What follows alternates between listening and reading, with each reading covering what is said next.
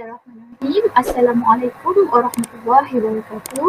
Rabbi syrah li sadri wa yassir li amri wahlul 'uqdatam min lisani yafqahu qawli. Apa khabar semua? Alhamdulillah. Panitia Pendidikan Islam SMK Bandaraya mengadakan slot motivasi. Okey. Selamat datang ke slot motivasi santai 30 minit norma baharulah untuk sesi 2021. Okey, apa khabar? Adik-adik, para pelajar yang dikasihi. Ustazah harap semua dalam keadaan yang sihat, insyaAllah kan, dan semua okey, insyaAllah semoga kita dapat harumnya ni bersama-sama. Okey.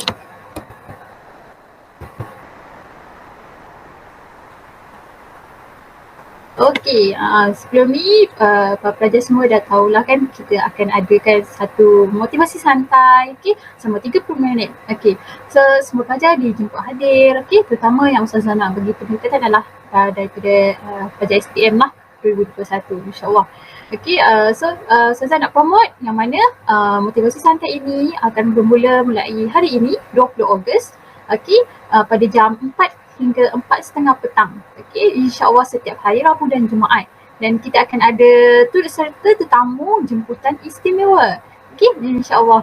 So ada dua platform ataupun medium motivasi santai ini diadakan, iaitu melalui aplikasi Telegram, iaitu di grup Medan Maya Mercu Semerbak SPM Pendidikan Islam 2021, dan juga melalui aplikasi YouTube iaitu channel Una. Okey. Terima kasih. Okey, seterusnya, tak kenal maka tak cinta kan? Okey, Ustazah perkenalkan diri. Nama Ustazah Sakinah binti Isnin, Psychology Major and Islamic Study in International Islamic University Malaysia (IIUM) and Postgraduate Diploma in Teaching, iaitu DPLI, Diploma Perguruan Lepasan Ijazah Pendidikan Islam, ambil major in Pendidikan Islam at University Malaysia Sabah UMS. Okay, currently posting as Pendidikan Islam teacher. Okay, Ustazah Pendidikan Islam di SMK Bandaraya, insyaAllah. Ustazah sebenarnya I have passion for volunteer work. Volunteer allows me to reach out and make a differences. This opportunity will teach me so much about compassion, humility and hard work. Okay, itu passion Ustazah lah. Ustazah suka untuk memberi sumbangan, sesuatu sumbangan untuk pelajar-pelajar khususnya, dan banyak-banyak lagi. Okey, insyaAllah. Okey, mesti tanya-tanya apa objektif slot motivasi santai ni? Okey, yang pertama Ustazah harapkan, kami semua harapkan dari panitia Ustazah di Panitia Pendidikan Islam SMK Bandaraya mengharapkan agar slot motivasi santai ini mencapai objektif yang mana yang pertama, para pelajar semua dapat mengetahui cara belajar yang berkesan dan mengaplikasikannya. Yang kedua, pelajar semua dapat mengenapasi kebolehan diri sendiri dan memanfaatkannya secara positif.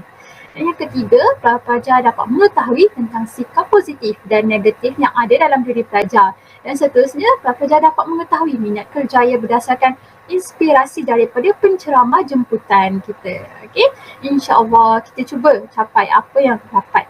Dan yang paling penting, kami semua mengharapkan kita dapat mencetuskan semangat, motivasi dalam diri kita sendiri dalam norma baharu ni. Kita tahu bukan senang, tapi kita cuba, insya-Allah. Kerana kehidupan perlu diteruskan dan kita perlu mencapai kejayaan di dunia dan juga di akhirat, insya-Allah. Okey, para pelajar semua boleh? Okey, sebelum kita bermula mengenai kita nak kenal pasti kerjaya era digital, okey, era norma baharu kita, mana kita mesti tanya hala tuju kita hendak ke mana, kan? Betul tak? Okey, insya-Allah kita cuba bantu mana yang kita boleh. Okey. Mari kita saksikan video. Let me apologize again for my coworkers. Working around here can be very challenging. I think I told you before that I work with a bunch of monkeys. Nice to meet you. I totally understand. I actually work with a bunch of jackasses. No thanks, guys. I don't really feel like drinking at lunch. Want a new job? We've got the most. CareerBuilder.com. Okey, apa yang pelajar dapat daripada video tadi kan? Okey, ia berkenaan dengan orang kata era teknologi baru. Kita dah kata ke arah perkembangan teknologi yang sangat-sangat mendadak, dan kita pun sekarang belajar online, okay? Kita memerlukan kemahiran yang sangat-sangat tinggi dalam era-era digital sekarang ini. Sebab itulah dalam video tadi mengatakan adakah manusia tidak diperlukan? Okay, semuanya digantikan kepada haiwan-haiwan. Itu contoh, maksudnya kita mungkin digantikan dengan teknologi, okay? Yang mana tidak memerlukan pekerjaan ke ataupun bagaimana. Sebab tu kita perlu ada hala tuju kita. Kita perlu ada matlamat.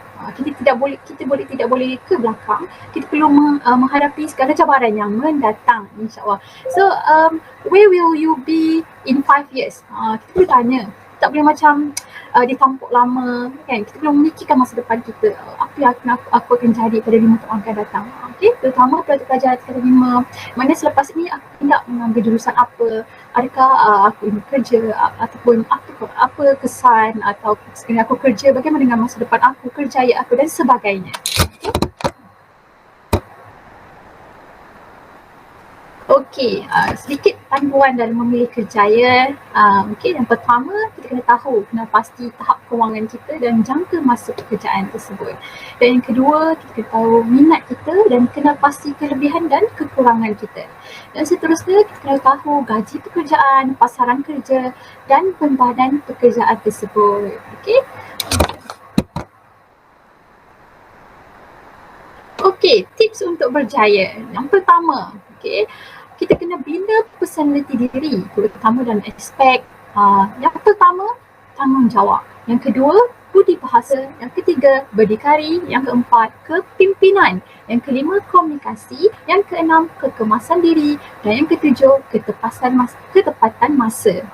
Penting untuk kita untuk membina personality diri yang memenuhi semua aspek tersebut. Kerana ia adalah salah satu tunjang utama dalam dunia pekerjaan di masa akan datang, insyaAllah. Okay. Yang kedua, kita kenalah menguasai bahasa, terutama dalam bahasa Inggeris. Kerana di mana-mana pun kita perlu menggunakan bahasa Inggeris, okay, untuk kita survive dalam dunia pekerjaan. Oleh itu kita kena ready daripada sekarang. Kita cuba untuk belajar, insyaAllah. Yang seterusnya adalah self-motivated. Penting untuk kita sentiasa memotivasikan diri kita untuk sentiasa bersemangat, untuk kekal positif. Kita tak ada siapa yang boleh ubah melainkan diri kita sendiri dalam menghadapi cabaran ini. Dalam mungkin kita rasa kadang-kadang kita rasa down. Sebab itu penting, sebab itu adanya motivasi santai 30 minit ini untuk membantu sama-sama, okay, untuk self-motivated diri kita sendiri dan juga kawan-kawan. Okay. Okay, seterusnya kita saksikan video ringkas lah. Okay. Kadang kita fikir kehidupan orang lain lebih baik. Padahal mungkin saja kehidupan dia lebih sukar daripada kehidupan kita. Apa yang membezakannya adalah dia tidak mengeluh. Tuhan tak akan gagalkan kita tanpa sebab. Tuhan gagalkan kita untuk hubungkan kita dengan sesuatu kejayaan yang lain.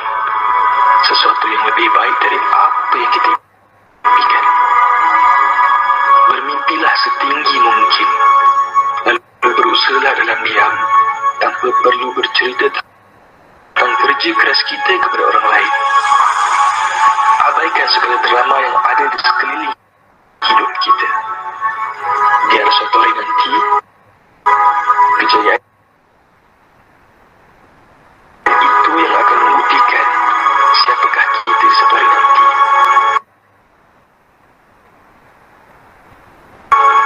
Tidak perlu menceritakan rencana kita kepada orang lain. Cukup tunjukkan mereka hasil. Gagal itu biasa. Tanpa kegagalan, kita tidak akan merasa kemanisan dalam kejayaan.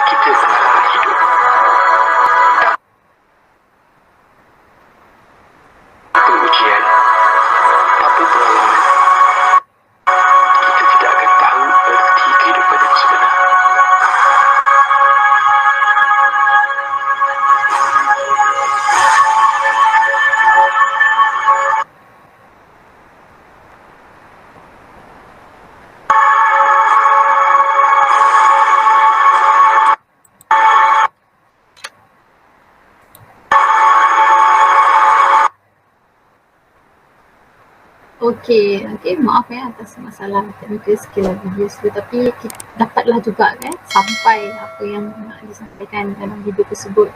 Di mana bila kita gagal, kita jangan rasa itulah pengakhiran kita. Tapi itulah permulaan bagi sebuah kejayaan kita, insya-Allah. Okey. Seterusnya, Ustazah sambung dalam sesi intervensi psikomotorik kematangan lah. Okey, sebelum ni Ustazah ada beritahu yang mana Ustazah mengambil ijazah dalam psikologi. Sedikit sebanyak Ustazah cuma nak share yang mana benda ni kena buat oleh pelajar-pelajar sendirilah. Dia ada dekat web. Okay, kita just pergi saja ke website ni www.16personality.com. Okay, website ni free. Bila pelajar jawab, and boleh dapat terus jawapan dia dan kita boleh tahu apa personality kita. Sangat-sangat menarik kan? Okay, so apakah itu 60 personality? Okay, 60 personality ialah ujian untuk menentukan sifat dan watak kepribadian seseorang. Terdapat 16 jenis kepribadian yang berbeza yang dapat meneroka kekuatan dan kelemahan kita, kerjaya yang sesuai, pendekatan dalam perhubungan dan banyak lain sifat kepribadian. Seronok sangat. Okay, harapnya korang boleh try. Cuba. Okay, isi personality test tersebut dan dapat jawapan, kenal diri. Okay, insyaAllah. Okay. Okay, apa dalam 60 personality tu? Okey, ia dipanggil UFFI. Okey, terdapat beberapa kriteria kumpulan yang terdiri daripada penganalisis, diplomat, sentinel dan penjelajah. Okey, penganalisis mewakili INTJ, INTF, INTP, ENTJ dan ENTP dalam 60 personality. Mana menguji kumpulan jenis ini adalah seseorang yang bersikap intuitif dan jenis pemikiran mereka yang bebas, bersikap berfikiran terbuka dan berimajinasi, bersinar dalam perbahasan intelektual dan bidang saintifik atau teknologi. Okay, itu dalam kategori dia. Okey, apa pula berbeza dengan diplomat, iaitu bila kita jawab 16 personality ataupun 16 personality tu, dia akan dapat satu kod lah, kita ni jenis yang macam mana. Okey, so ada yang penganalisis, yang ni diplomat. Okey, apa itu diplomat pula? Okey, berbeza dengan diplomat, okey, INFJ, INFP, ENFJ dan ENFP yang intuitif dan jenis perasaan yang mereka bekerjasama, empati dan berimajinasi dengan fokus yang empati, moral dan kerjasama. Okey, itu diplomat. Sementara itu, kumpulan jenis sentinel, okey, iaitu ISTJ, ISFJ, ESTJ dan ESFJ yang biasanya mereka perhatikan dan menilai orang yang mereka sangat praktikal, berhati-hati dan tradisional, merangkul dan mewujudkan ketentraman, keselamatan dan kestabilan ke mana saja mereka pergi. Okey, itu dari segi sentinel. Yang terakhir, kumpulan penjelajah adalah ISTP, ISFP dan ESFP, yang mana mereka adalah orang yang jenis pemerhati dan mencari, yang menyebabkan sangat spontan, seorang yang praktikal dan kreatif dan dapat memanfaatkan persekitarannya dengan sebaik-baiknya. Okey, itu adalah antara dalam 16 personality. Okey, dan test yang kedua, okey, yang kita boleh just Google saja. Okey, tadi Google saja 16personality.com. Okey, yang ni pula reaksik test. Google saja reaksik test. Okey, apa reaksik test ni? Okey, reaksik test ni RIASEC test adalah berdasarkan teori psikologi oleh John Holland dari Amerika. Menurutnya, setiap huruf mempunyai maksud jenis personality tertentu yang mengikut pekerjaannya. Sebagai contoh, seorang yang mempunyai ciri-ciri penyiasatan boleh menjadi seorang ahli biologi. Sementara itu, seorang yang mempunyai ciri-ciri sosial akan menjadi seorang guru. Okey, penting kenapa Ustazah kemukakan test ni. Tadi kita nak tahu personality kita kan. Okey, yang ni pula kita nak tahu apa bidang kerjaya kita yang sesuai. Okey, sesuai untuk kerja kita terima. Kita just refresh balik. Okey, mungkin kita ni cenderung pada apa. Okey, dia sangat seronok. Okey, kita tengok secara ringkas ya. Okey. Okey, yang ni Ustazah punya personality lah. Okey, kita klik, kita tengok. Kita guna Voki.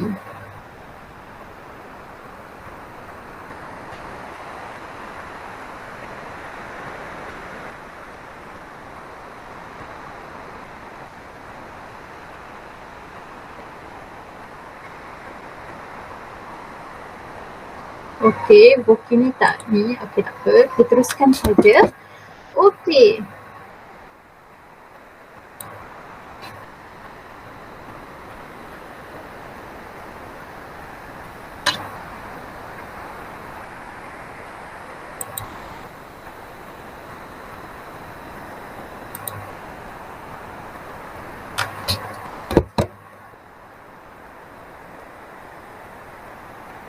Okey, jadi kita sebut pasal realistic kan. Okey, dari segi R, okey, R kod dia iaitu realistic adalah orang yang bersifatkan realistik lah, yang suka bekerja menggunakan tangannya seperti mesin operasi. Mereka mungkin seorang tukang kayu, juru elektrik, petani, ahli bomba, mekanik, juru terbang, tukang paip, kapten kapal, juru ukur, juru teknik dan sebagainya. Okey, itu realistik. Bagaimana pula dengan I, iaitu penyelidik. Orang yang bersifatkan penyelidik ni melihat diri mereka sebagai intelektual dan suka menyelesaikan masalah seperti matematik dan saintifik. Mereka mungkin ahli biologi, ahli kimia, programmer, doktor gigi, doktor, ahli ekonomi, jurutera, ahli farmasi, pakar bedah, doktor haiwan dan sebagainya.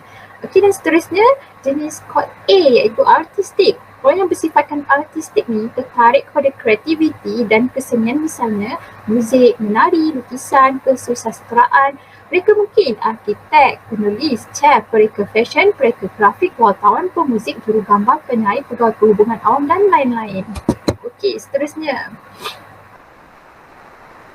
Okey, jenis social iaitu S. Orang yang bersifatkan social ni dia suka berinteraksi dengan orang lain dan membantu mereka menemukan. Mereka mungkin seorang paderi, kaunselor, eksekutif perkhidmatan pelanggan, diplomat, eksekutif sumber manusia, peguam, jururawat, pekerja sosial, guru, jurulatih dan sebagainya. Okey.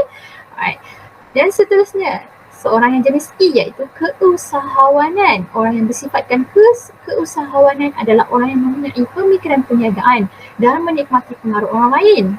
Suka pengaruh orang lain. Mereka mungkin ahli perniagaan, broker, eksekutif kewangan, pengurus pembelian, ejen hartanah, perekrut, pengurus jualan dan sebagainya. Okey, bagaimana pula dengan konvensional iaitu orang yang C. Orang yang bersifatkan konvensional adalah orang yang cemerlang dalam tugas yang teratur dan berstruktur yang berulang. Mereka mungkin accountant, aktuari, pentadbir, jururuang bank, pegawai pemasukan data, ejen insurans, pustakawan, skripser dan sebagainya. Okey.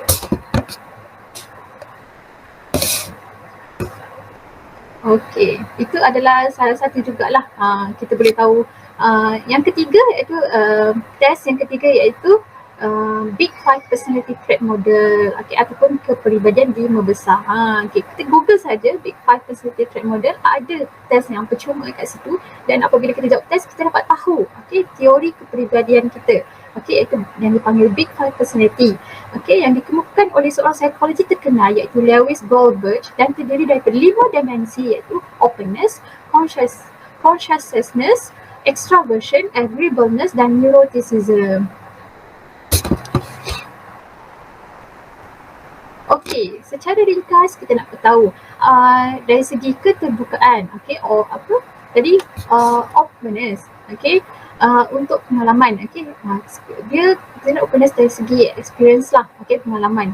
Sekiranya anda memiliki keterbukaan yang tinggi untuk mengalami, anda mungkin terbuka untuk perkara yang asli kompleks yang ditawarkan dalam kehidupan, baik secara pengalaman dan mental kita. Kebalikan dari keterbukaan untuk pengalaman adalah berfikiran dekat. Individu yang mempunyai sifat ini biasanya dia seorang yang ingin tahu, berimajinasi, artistik, berminat dengan banyak perkara, teruja dan tidak konvensional. Seterusnya kesungguhan. Yang mana bidang ni dari segi kesedaran bermaksud mempunyai kawalan orang yang baik yang membolehkan individu memenuhi tugas dan memiliki tujuan, tingkah laku yang berhati-hati, menakuni perancangan dan organisasi, menunda kepuasan, menghindari tindakan kompulsif dan mengikut norma budaya. Kebalikan kata kontra dari kesungguhan ni adalah kekurangan arah. Faktor utama kesungguhan ialah merangkumi kompetensi, susunan atau kemahiran organisasi, kesopanan, pencapaian melalui kerja keras, disiplin diri, bersikap sengaja dan terkawal. Seterusnya, ekstraversi iaitu individu yang terlalu keras yang menarik tenaga dari interaksi mereka dengan dunia sosial. Ekstrovert bergaul, bercakap dan suka keluar. Kebalikan daripada extroversion adalah introvert.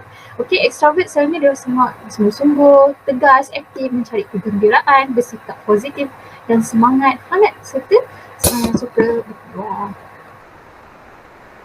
Okey, seterusnya agreeableness. Okey, sifat kesesuaian merujuk kepada orientasi positif dan altruistik. Sifat ini membolehkan individu melihat yang terbaik pada orang lain, mempercayai orang lain, berkelakuan tidak adil. Kebalikannya adalah antagonisme. Okey, orang yang ramah ni seringnya selalunya akan mempercayai orang dan memaafkan, lurus dan tidak memerlukan, altruistik, mampu dan mesra, sederhana dan bersifati dengan orang lain. Okey. Okey, yang seterusnya adalah neuroticisme. Okey, neuroticism merujuk kepada kecenderungan terhadap emosi negatif dan melakoni pengalaman seperti merasa cemas dan tertekan. Kebalikan daripada neuroticism adalah kestabilan emosi. Okey, apa faktor neuroticism dalam melakoni keresahan dan ketegangan, pemusuhan dan sifat marah, kemurungan, kesedaran diri dan rasa malu, bersikap impulsif dan murung dan kurang keyakinan diri. Okey. Okey, tamatlah sesi intervensi tadi. Okey, sedikit sebanyak mungkin kita cuba je buat test tersebut, tengok macam mana personality kita dan sebagainya. Okey, seterusnya kita tengok video yang seterusnya lah. Okey, seterusnya macam mana nak fokus dalam pelajaran dan tips untuk capai kejayaan. Pada yang tanya soalan ni, semoga berjaya lah. Sekarang ni pun musim exam kan. Semoga berjaya. Semoga Allah bagi kecemerlangan dunia dan akhirat. Tapi menjawab pada soalan tu, macam mana nak fokus dalam pelajaran, macam mana tak nak malas. Jadilah, kebiasaannya kita akan buat satu benda tu dengan sungguh-sungguh bila kita ada maklumat yang jelas kenapa kita buat. Bila maklumat tak jelas, kat situlah perasaan malas akan hadir. Biasanya orang yang malas nak belajar ni, orang yang tak fokus malas ni, sebenarnya dia tak ada maklumat. Sebab orang yang ada maklumat yang jelas dalam hidup dia, apa yang dia nak, dia takkan malas sebenarnya. Bahkan dia akan fokus. Sebab itulah kalau korang nak fokus dalam belajar, nak hilangkan rasa malas, cuba korang fikir balik, apa tujuan korang belajar? Apa tujuan kita belajar? Ada orang dia belajar sebab nak tunjuk hebat kat awet dia. Memang kalau awet dia tak suka dia, memang dia down. Lepas tu dah tak semangat belajar, maklumat tak jelas. Ada yang belajar untuk SPM, untuk kerja. Kalau kerja tak dapat kerja, layan je lah. Ataupun macam tu lah, maklumat tak jelas. So, menjawab pada soalan kamu, saya tak jawab nak bagi korang nampak apa maklumat belajar ni. Pertama sekali korang nampak maklumat belajar ni adalah kerana Allah SWT. Allah SWT memberi ganjaran yang cukup besar untuk orang-orang yang menuntut ilmu. Tak kisahlah ilmu fardu ain ataupun fardu kifayah, ilmu agama ataupun ilmu fardu kifayah, matematik, sains dan sebagainya. Dua tu ilmu dan dapat pahala kalau kita belajar kerana Allah SWT. So first, niat belajar kerana Allah. Sebab ada banyak hadis Nabi SAW tentang fadilat menuntut ilmu ni. Antaranya ada hadis yang barang siapa yang menuntut ilmu, Allah akan mudahkan jalannya ke syurga. So bayangkan setiap kali korang belajar tu ataupun korang naik bas pergi kelas, bayangkan tu aku tengah pergi syurga ni. Bayangkan setiap kali kita belajar ni, sebenarnya aku sedang menuju ke syurga. Sebab orang yang menuntut ilmu ni kerana Allah, Allah akan mudahkan jalan dia ke syurga. So bila orang yang belajar sebab nak Allah, sebab nak syurga, dia akan sungguh-sungguh lah. Sebab maklumat dia besar. So orang tutup ke, dia fail ke, dia tak fail ke, dia akan tetap usaha sungguh-sungguh. Sebab niat dia belajar tu kerana Allah. Tu first. Kedua, niat juga belajar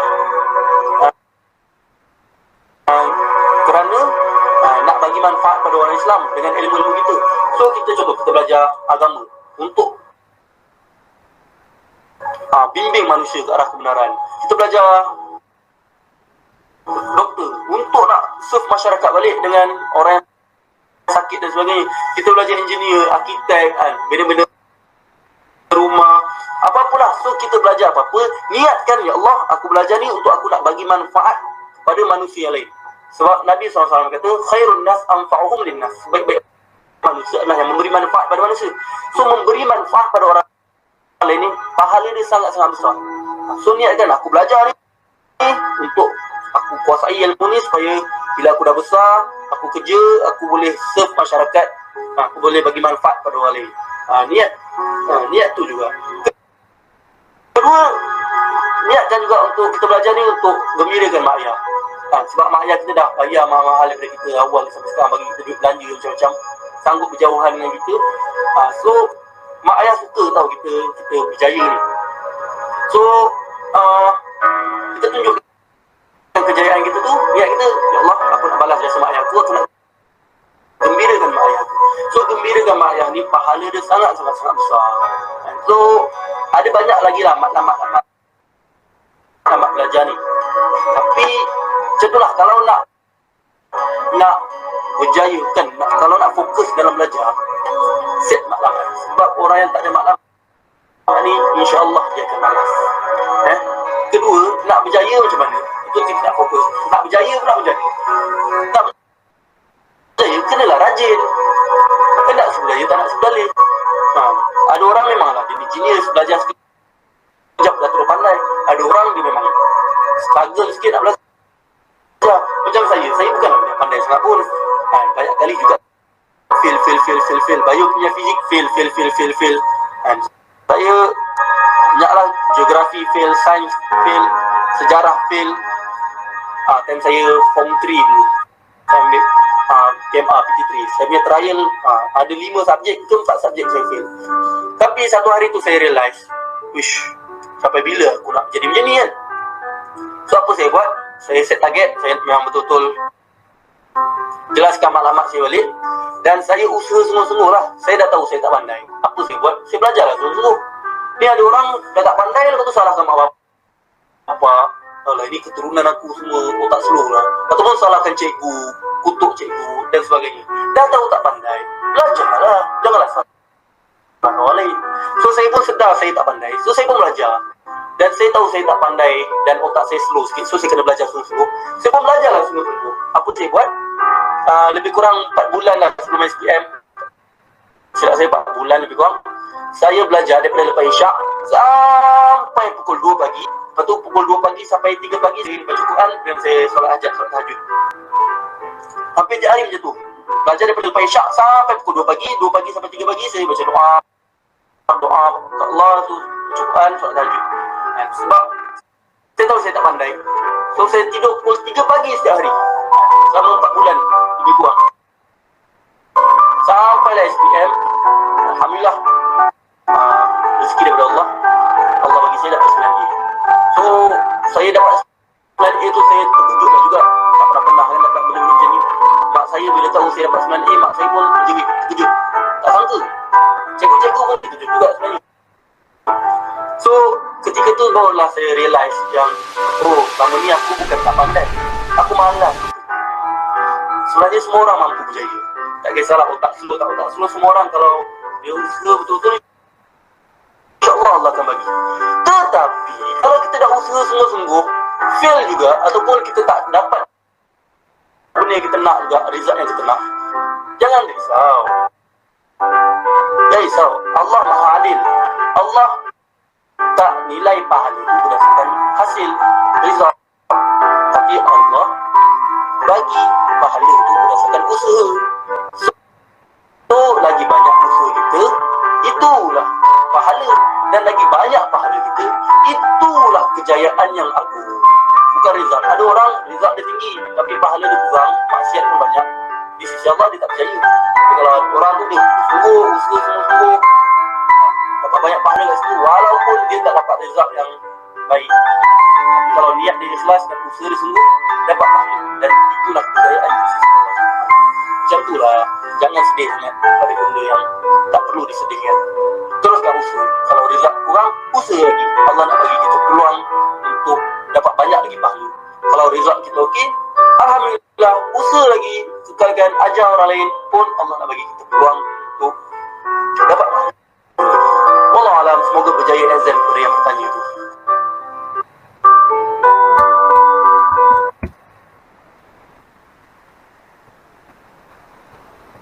Okey, terima kasih.